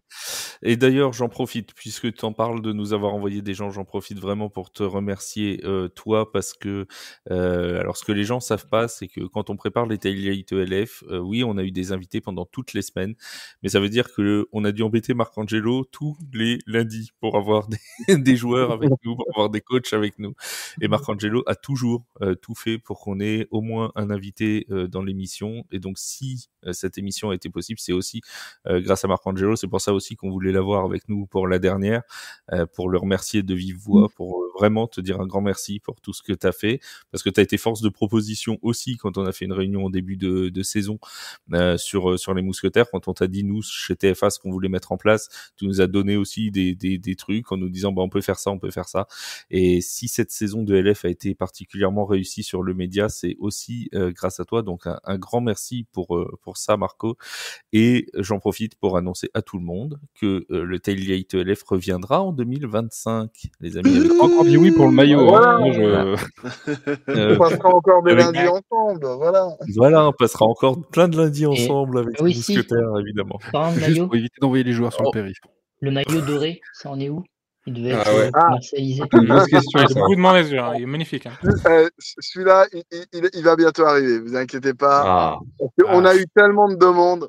Non, parce Du que coup, ça c'était tombe mon bien, anniversaire la bientôt, semaine on aura dernière un. et j'ai toujours rien eu. Donc, Encore un peu de patience, mais ça Voilà. arrive.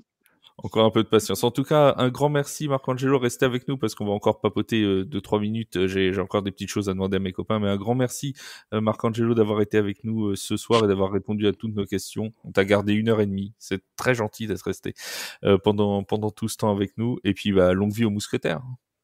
Merci à vous et puis à la saison Marc. prochaine. Salut. Ça marche. Salut, merci. Ciao. Ciao, ciao. Salut. Merci. Alors les amis, juste une petite question parce qu'on a parlé rapidement des trophées de l'ELF, on a parlé de pourquoi Marcangelo se reconnecte. Non, c'est bon, il s'est redéconnecté. Il a oublié de dire un truc. Juste une petite question, est-ce que il y a quelque chose qui vous a choqué ou pas dans ces remises de trophées? Est-ce que tu trouves, toi Julien par exemple, que finalement ceux qui devaient avoir les titres les ont eu? Ouais, globalement c'est ça. Déjà sur les nominations, c'était plutôt dans le bon sens. Il y avait les gars qu'il fallait nominer. Après, en fait, il y avait beaucoup quand même de gars à nommer, surtout chez les DB. Mais globalement, tout le monde a eu le titre qu'il méritait. Je suis pas trop surpris. Mais non, justement, c'est en fait peut-être aller chercher aussi des nominés européens qui ont fait vraiment une bonne saison, tu vois, qui n'étaient pas là. Mais globalement, c'est pas choquant. Chacun a eu son titre et c'était bien. On va faire parler Wake pendant qu'il mange. Les mercenaries, pas du tout. bien régalé d'ailleurs. Ouais, les mercenaries, ils ont fait le plein. Hein. Ils avaient pas un si mauvais effectif que ça quand tu regardes le Milan Spiller, Jonathan Falk. Et là, le J-Roy qui est Pierre-Yves Majot, qui est un super D-tackle, qui est un rookie. Il y a du talent, il y a peut-être quelque chose à faire chez les Suisses l'année prochaine avec peut-être le bon coaching staff autour, la bonne organisation autour, donc il y a peut-être quelque chose à faire. Ouais, tout à fait. Pour les équipes comme les Mercenaries et Prague Lions, il y a beaucoup de coaching staff encore à installer. Hein. C'est un chantier qui est assez énorme dans ces franchises.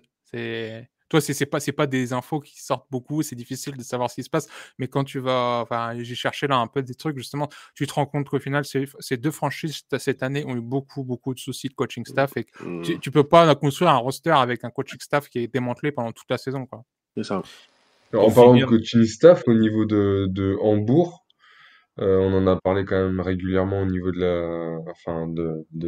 la saison, pardon, du nouveau quarterback. Au final, pas sûr qu'il reste avec le nouveau head coach. Du coup, à mon avis, je pense que son temps est révolu. Ouais. Oui, j'allais dire pour terminer la saison en beauté, on va faire un petit, on va ouvrir l'album souvenir. Pendant 2 minutes. Je vais vous demander votre meilleur souvenir de la saison. Les meilleures blagues de Kevin, c'est ça?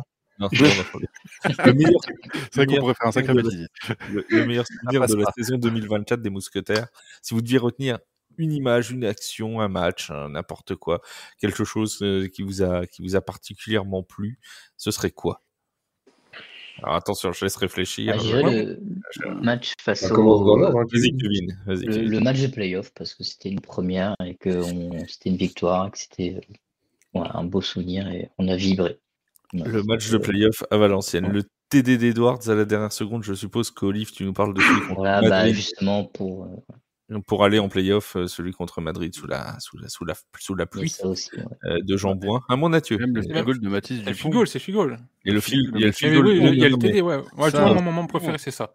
Il y a le touchdown qui envoie en prolongation et il y a le field goal de Mathis pour pour effectivement la gagne contre Madrid en prolongation. Nathieu, toi, c'est quoi? Tu m'as dit? Bah, c'est ça, et puis aussi toute la saison de Dawson Dulles qui, je trouve, a été quand même un monstre, quoi.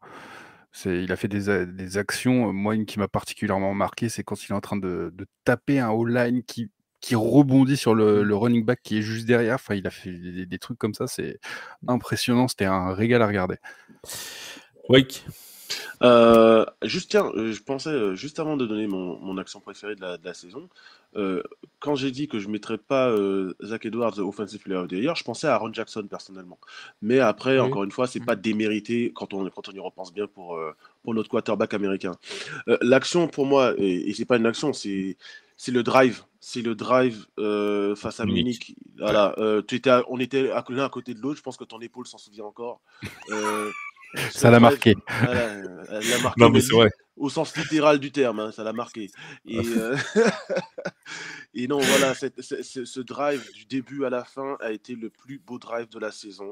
Alors, c'est pas flamboyant, c'est du smash mouth football, on court, des petites passes courtes, et on donne le ballon à Chris Vumbo, et franchement, enfin... C'était une gestion vraiment très bonne. Ouais, un drive qui dure 8 minutes, enfin, c'est incroyable. Incroyable. Dans tout, il était parfait. Dans la gestion du temps, dans les play calls, dans l'exécution, rien à dire. Et puis même dans l'émotion, parce que c'était vraiment le drive pour gagner le match.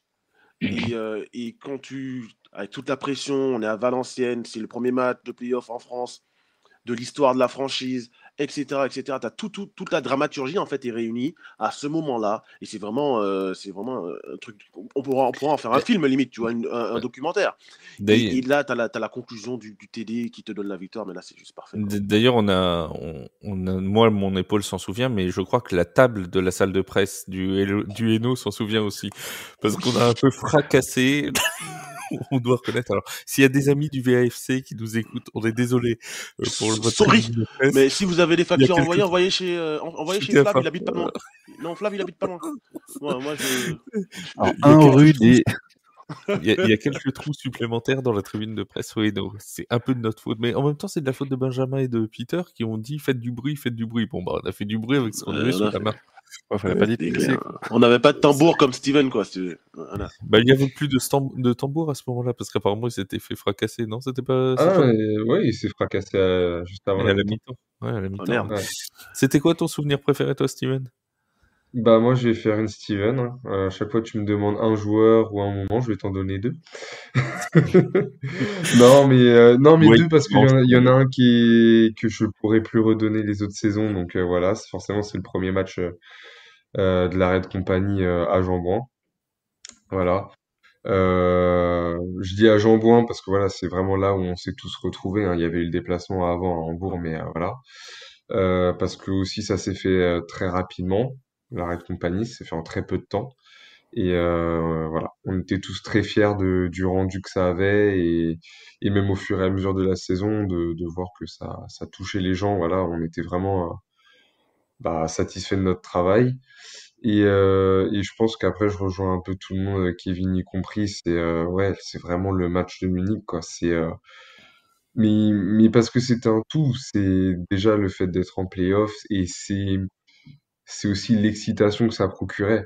Nous, quand on a fait le voyage en car, forcément, on a mis l'ambiance, etc. On était tous contents, on faisait la fête, mais comme on fait à chaque match, à chaque déplacement qui a été fait, c'était le cas.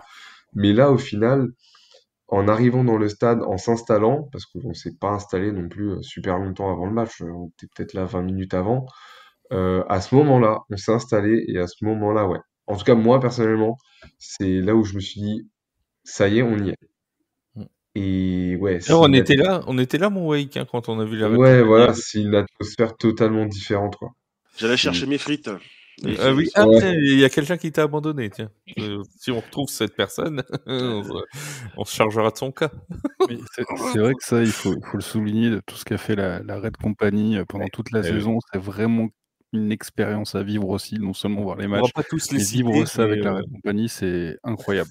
Mais voilà, on passe un coucou à Greg, on passe un coucou à tout le monde qui a vraiment fait un très très gros Ah oui, boulot. ils ont fait un travail de fou.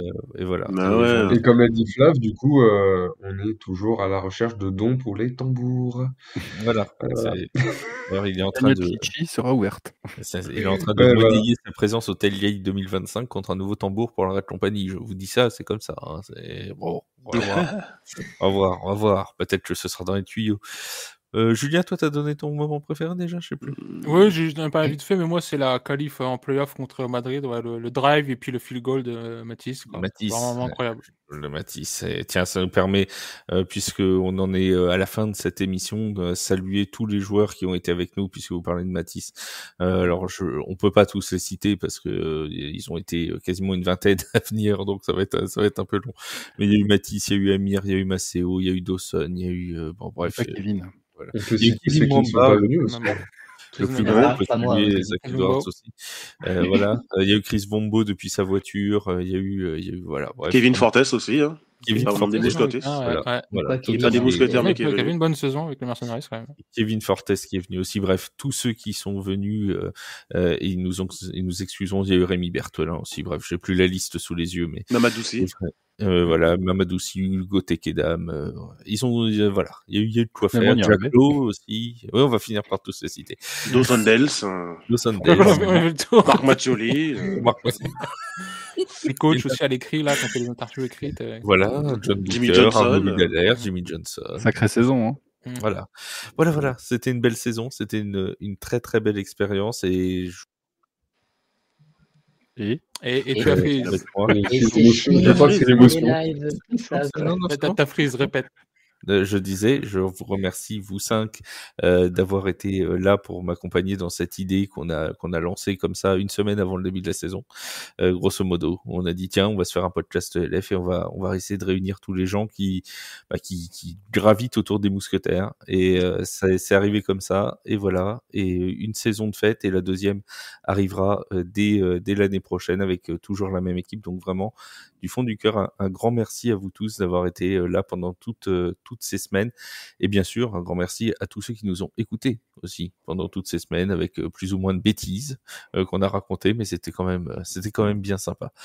C'est là-dessus et avant de pleurer Mais t'as oublié, et merci à toi, Flav, Eh oui. et à C'est ce qu'on TF1 de allait nous dire. avoir rassemblés. Flav était fort. Ça, c'est grâce à toi, on serait pas là. Et oui, un On a grand fait- merci Flav pour cette émission, franchement, t'assures. On a fait Flav, une- quoi. Merci d'avoir on a fait ce que fait- t'as fait. Bah de rien, et on a fait une belle saison. On peut être fier de nos mousquetaires et fier de nous. C'est déjà une bonne chose. C'est là-dessus qu'on se quitte. On va se quitter sur un dernier. Allez les mousquetaires, hein, bien All for évidemment. Et Let's puis go. All for One, et on se retrouve tous en 2025 pour la nouvelle saison, la saison 3 des Paris Mousquetaires. Bonne semaine à vous, bonne saison, bonne intersaison, et à très vite en 2025. Salut tout le monde.